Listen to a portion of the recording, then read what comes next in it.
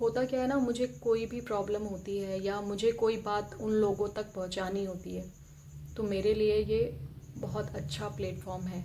मेरे लिए नहीं, मेरे ख्याल से दुनिया में बहुत सारे ऐसे लोग हैं जिनके लिए ये बहुत अच्छा प्लेटफॉर्म है। जब ये नौकरी छोड़कर आए थे तो जो 10,000 रुपये मैं लेके गई थी किसी से ब्याज पर, वो पैसे इन्होंने दिए थे।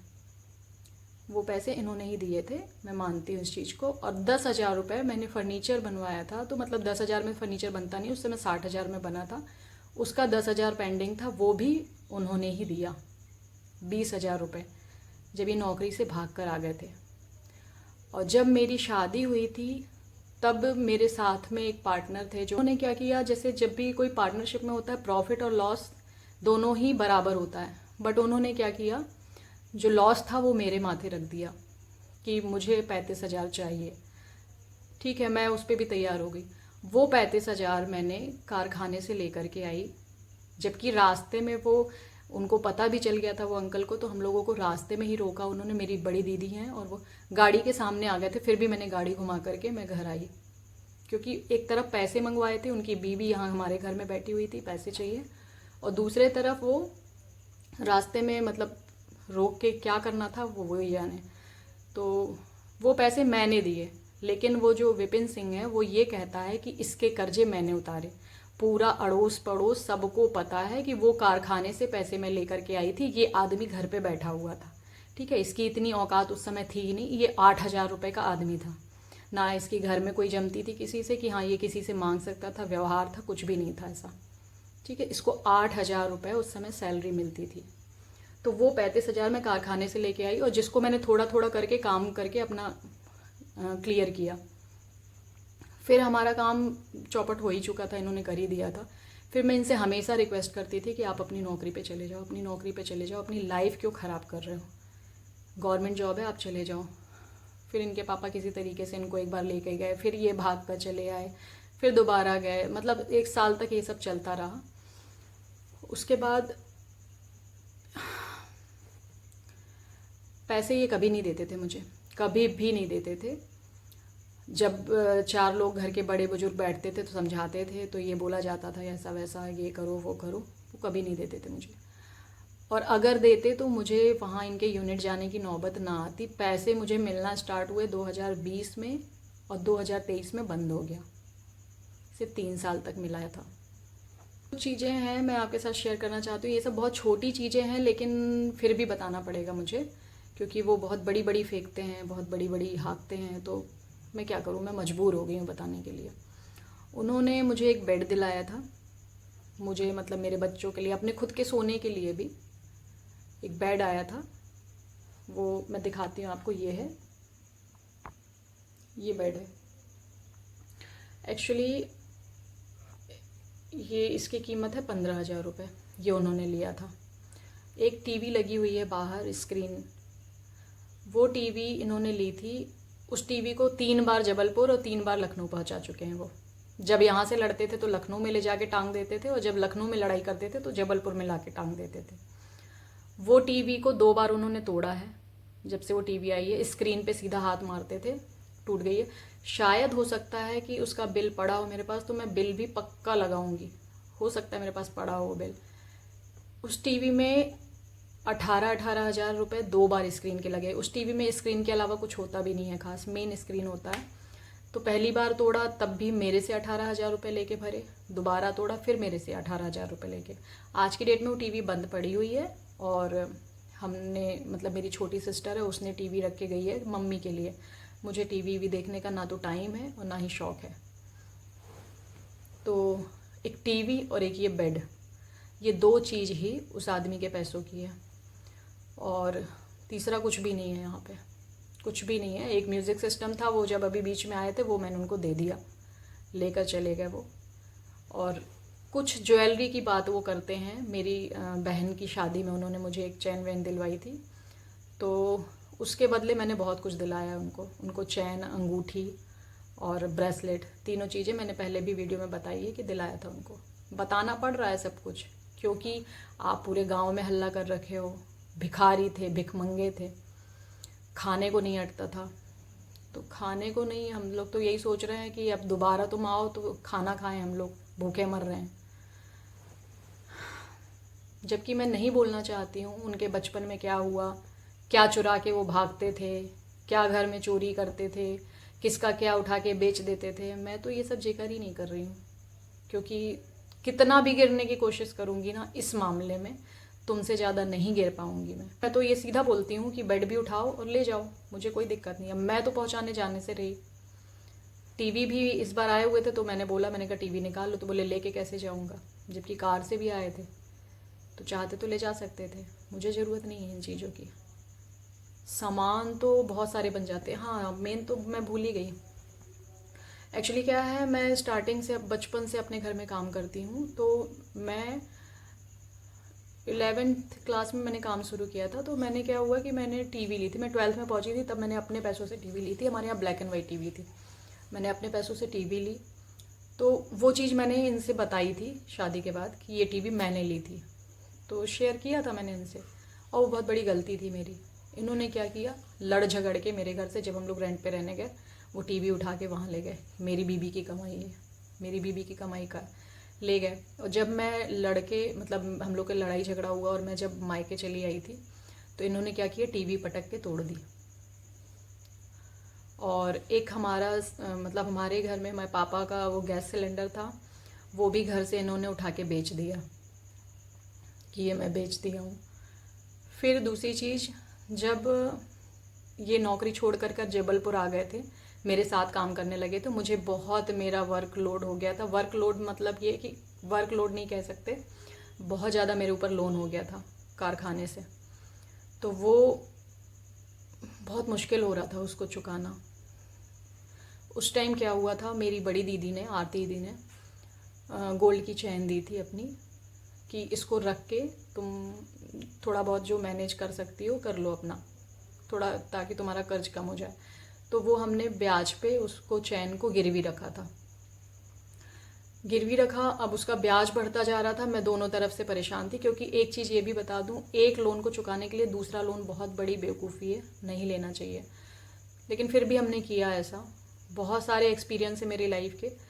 तो वो चैन क्या हुआ कि विपिन ने ये कहा, एक काम करते हैं, इसको बेच देते हैं, क्योंकि बहुत ज़्यादा इसका ब्याज होता जा रहा है और फिर कल को चैन भी नहीं मिलेगी। तो उससे अच्छा यही है कि इसको बेच देते हैं। जितने ग्राम का है उतने ग्राम की जिम्मेदारी मैं ले रहा हूँ कि मैं दीदी को बनवा के दे दूँगा। तो मैंने कहा चलो ठीक है। फिर ये नौकरी पे जब वापस चले गए थे तब की बात है, इन्होंने बोला बेच देना उसको और मैं बनवा दूँगा। इन्होंने दीदी से बोला, इन्होंने बेचा 12,000 रुपये में उसको, नहीं 12 ग्राम का था, कितने में बेचा वो मुझे अभी ध्यान नहीं है उस टाइम का।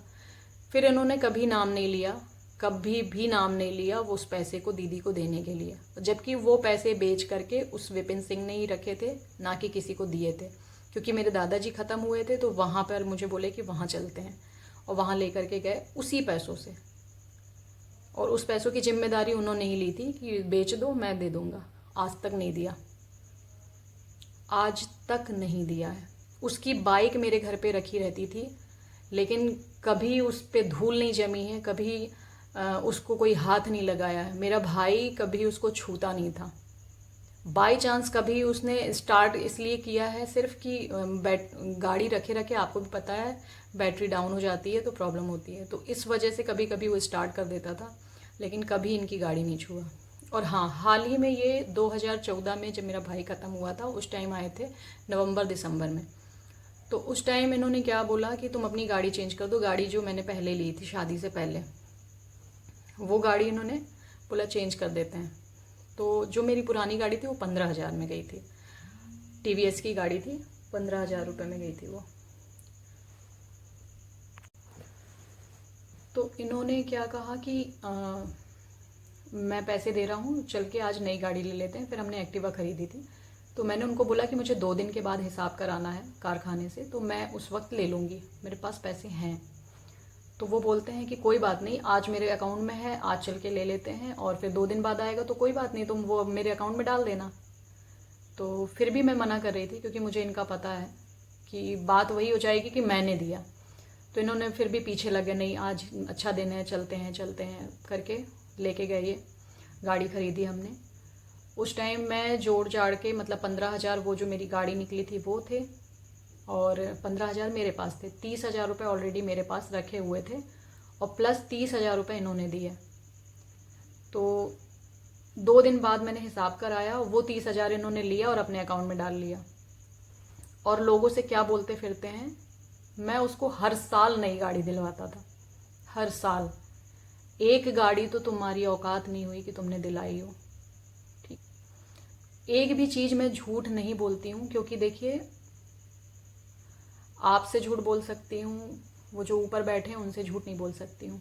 मैं नहीं चाहती कि आने वाले टाइम में मेरे झूठ का असर मेरे बच्चों पे पड़े, मेरे बच्चों की लाइफ पे पड़े, इसलिए मैं ऐसा कुछ भी नहीं करना चाहती हूँ। आज मैं दुखी ज़रूर हूँ, लेकिन एक चीज़ का सुख है मुझे कि भगवान ने मुझे दुख देने वालों में नहीं रखा है, दुख सहने वालों में रखा है। तो हिसाब तो तुम्हारा होगा, बहुत जल्दी होगा।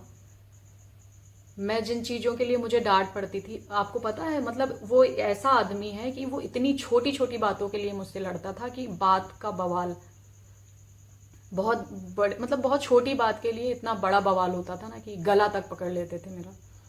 उन्होंने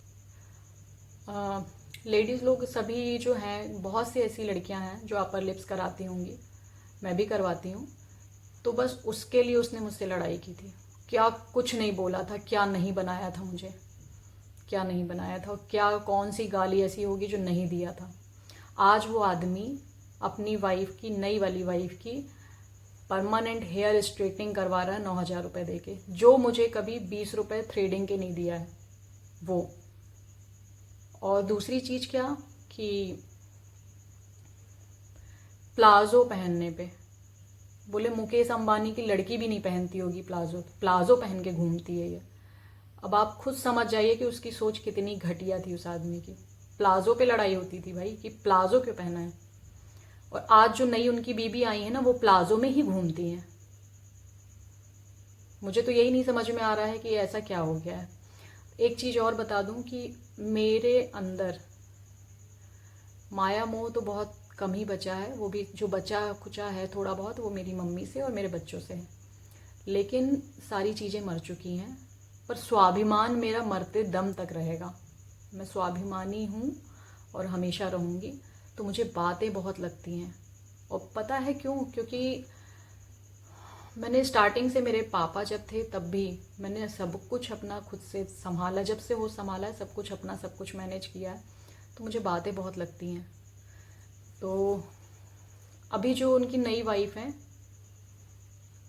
बहुत से लोग बताते हैं कि वो जिस तरीके से तुमको गाली देता था आज भी वैसे ही देता है, पर उनको बर्दाश्त है, मुझे नहीं होता था। माँ बहन की गाली ये सब मुझे नहीं लगता कोई भी औरत बर्दाश्त करेगी, और अगर बर्दाश्त करेगी तो भाई कोई फ़ायदा ही होगा, और फ़ायदा ही है। ज़मीन उसके नाम कर दी और कुछ करना नहीं पड़ रहा है, सबसे बड़ी बात। उसको घर पे बैठो आराम से, ठाट से, फिर कार से घूमो। लेकिन मुझे ऐसी लाइफ नहीं चाहिए। गाली खा के पैसा नहीं चाहिए, गाली खा के सुख नहीं चाहिए मुझे। तो मैं उसमें की औरत हूँ ही नहीं। स्वाभिमानी हूँ और स्वाभिमानी ही रहूँगी हमेशा।